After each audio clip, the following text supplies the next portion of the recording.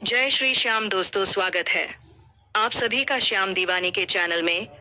आज की इस वीडियो में हम बात करेंगे आमल की एकादशी पर कौन सी व्रत कथा का पाठ करें, भगवान विष्णु होंगे प्रसन्न, मिलेगा व्रत का पूरा फल। जानने से पहले वीडियो को लाइक कर दीजिए और कमेंट में जय श्री श्याम लिख दीजिए। श्याम बाबा आपकी सभी मनोकामना पूरी करे। तो आइए जानते हैं। अमल की एकादशी के दिन भगवान विष्णु और माता लक्ष्मी की पूजा करने के साथ साथ अंत में इस व्रत कथा का पाठ अवश्य करें। आइए जानते हैं आमल की एकादशी की संपूर्ण व्रत कथा। हिंदू धर्म में एकादशी व्रत का विशेष महत्व बताया गया है। पंचांग के अनुसार आज यानी 10 मार्च 2025 को आमल की एकादशी का व्रत किया जा रहा है।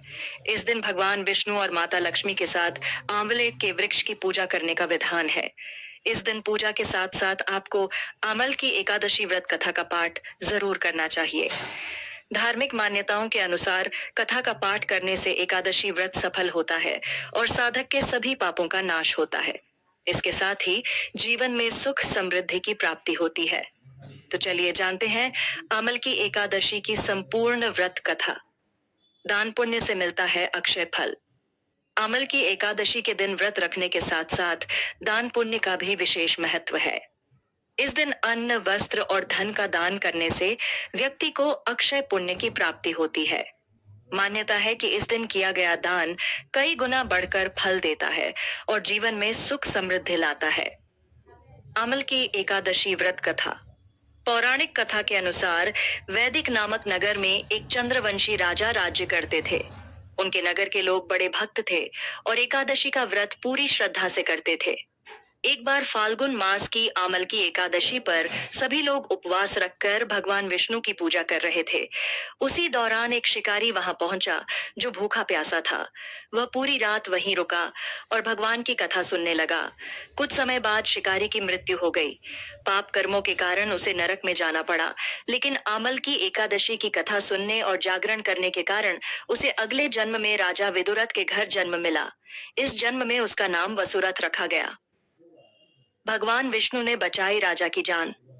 एक दिन राजा वसुरथ जंगल में भटक गए और एक पेड़ के नीचे सो गए। तभी कुछ डाकुओं ने उन पर हमला कर दिया, लेकिन उनके अस्त्र शस्त्र का उन पर कोई असर नहीं हुआ। राजा को कोई चोट नहीं आई, जबकि सभी डाकू मृत पड़े थे। जब राजा की नींद खुली तो उन्होंने यह दृश्य देखा। तभी आकाशवाणी हुई कि यह भगवान विष्णु की कृपा है। पिछले जन्म में किए गए आमल की एकादशी व्रत और कथा सुनने के कारण राजा पर कोई संकट नहीं आया। व्रत करने से मिलती है विष्णु कृपा। आमल की एकादशी का व्रत करने से भगवान विष्णु की विशेष कृपा प्राप्त होती है। इस दिन की गई पूजा से जीवन में सुख शांति बनी रहती है। व्रत रखने से पापों का नाश होता है और मोक्ष की प्राप्ति होती है।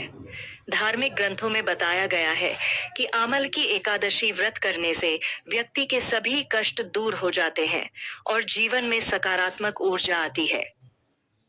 अगर आप सभी को इस वीडियो में दी गई जानकारी महत्वपूर्ण लगी हो और कर्म, धर्म और ज्ञान की बातों के बारे में जानना चाहते हैं तो चैनल को सब्सक्राइब कर लीजिए और वीडियो को आगे भी शेयर कर दीजिए। मिलते हैं आगे ऐसे ही नई वीडियो और नई जानकारी के साथ। जय श्री श्याम।